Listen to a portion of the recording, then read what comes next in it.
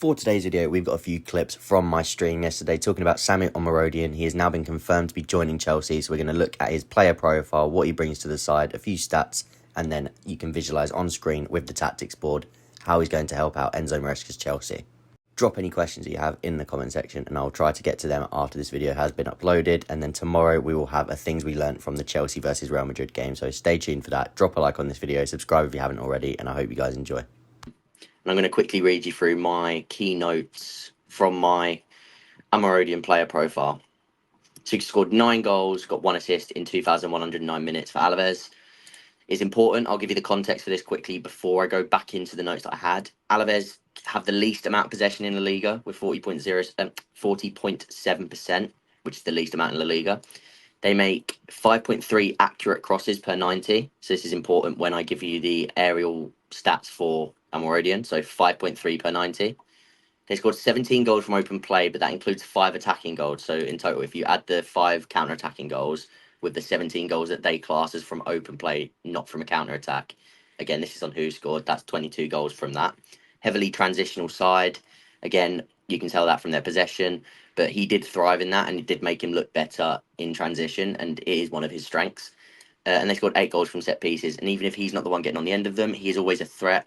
There's a particular goal where he actually heads it on from a corner towards the back post where he gets a touch, so it's actually an assist. That'd be his 1 assist. That's a good reference point for that.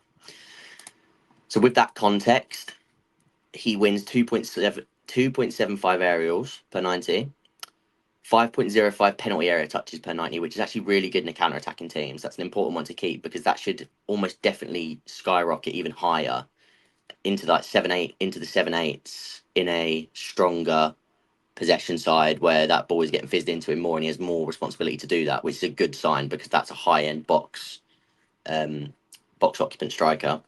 3.02 shots per 90 with 1.17 of them on target.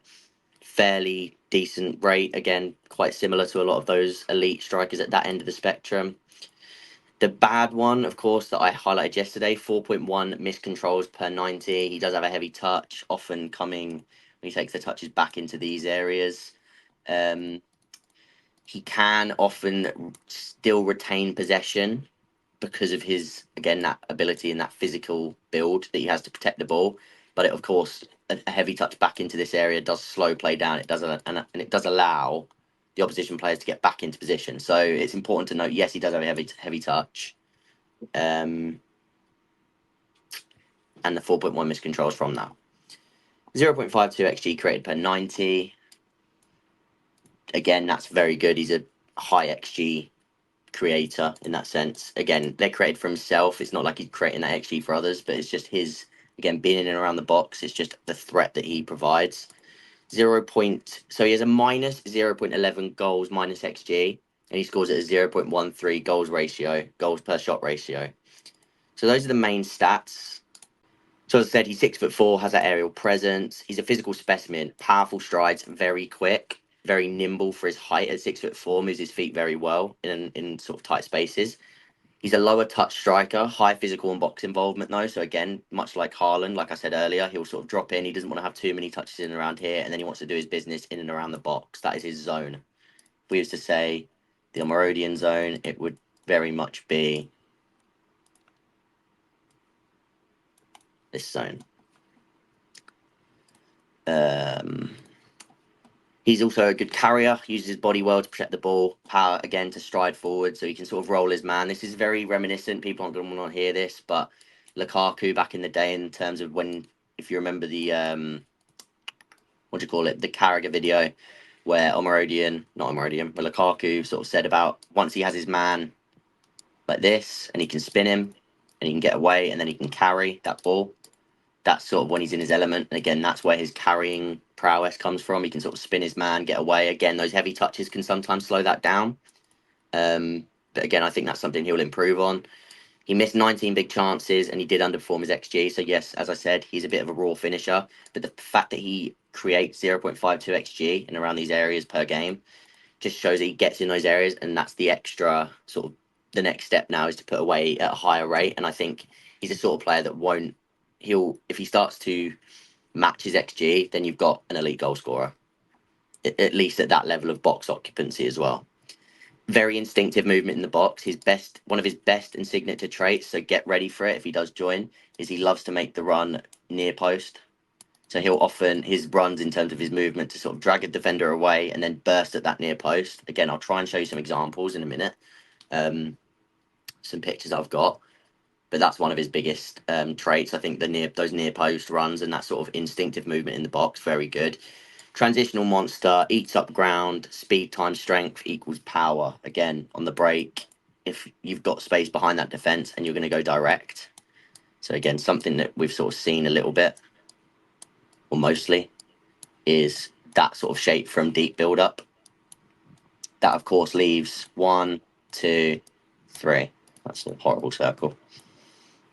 As like direct threats, and we've seen that these balls pumping forward from Sanchez, looking for those long balls when we are getting man-to-man pressed, and having a player like this in the middle gives you exactly what you want in that sense. Spin his man, get away 1v1, like I said, transitional monster. Penalty box striker with physical attributes, and he's got that upscalable technical ability to work with between the boxes too. Like I said, he's nimble for a 6'4" player, so it's not even beyond the realms to suggest that he can improve with that technical side of his game.